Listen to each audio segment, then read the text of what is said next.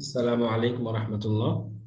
এখন আমরা জানবো ইস্তেফহামের মাজাজি অর্থগুলো। অর্থাৎ ইস্তেফহামের হাকিকি অর্থ তো আমরা আগে পড়েছি, যে কোনো একটা বিষয় যেটা আমার আগে জানা ছিল না, যেটা আমি আগে বুঝতাম না, এমন বিষয় সম্পর্কে প্রশ্ন করা, এটাই হলো ইস্তেফহামের হাকিকি অর্থ।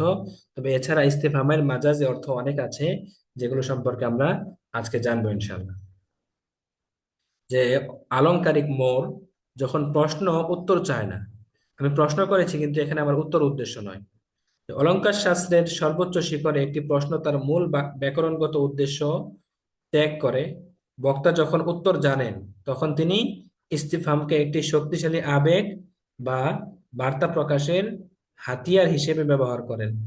একে আল আগরাজুল বালাগাইয়া বা রূপক বা আলংকারিক উদ্দেশ্য বলা হয়। আমর নাহির ক্ষেত্রে আমরা যেভাবে পড়েছি যে সেখানে হাকিকি অর্থের পাশাপাশি আল আগরাজুল বালাগাইয়া থাকে, তেমনি ভাবে ইস্তেফহামের মধ্যেও হাকিকি অর্থ ছাড়াও আল আগরাজুল বালাগিয়া থাকে, যেগুলো আমরা সামনে জানবো ইনশাআল্লাহ। যে ইস্তেফহাম কি শুধুই উত্তরের আশায়?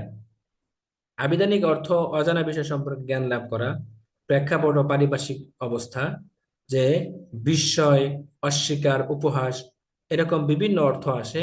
তো একজন জ্ঞানী শ্রোতাকে সবগুলো বিষয় দেখে, অর্থাৎ বিচক্ষণ শ্রোতা বাক্যের পূর্বাপর ও পারিপার্শ্বিক অবস্থা থেকে বুঝতে পারেন যে এখানে প্রশ্ন করা উদ্দেশ্য নয়, বরং বক্তার একটি সুনির্দিষ্ট আবেগ প্রকাশই মূল লক্ষ্য। যেমন আমরা একটা উদাহরণ দেখি। ইস্তেফহামের একটা বিষয় হলো আল ইনকার, অস্বীকৃতি, এবং আত্মাকরির, স্বীকৃতি আদায়। মানে ইস্তেফহাম কখনো কখনো ইনকারের জন্য আসে, কখনো কখনো স্বীকৃতির জন্য আসে। ইনকারের জন্য যখন আসে তখন কেমন হয়?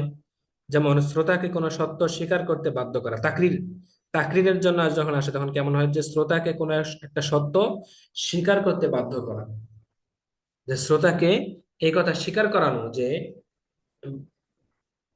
যে এটা আসলে এরকম হয়েছে, বা বিষয়টা আসলে এরকম।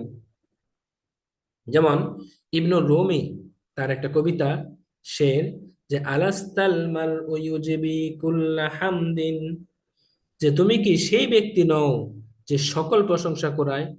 অর্থাৎ শ্রোতা স্বীকার করতে বাধ্য যে সে এমনই।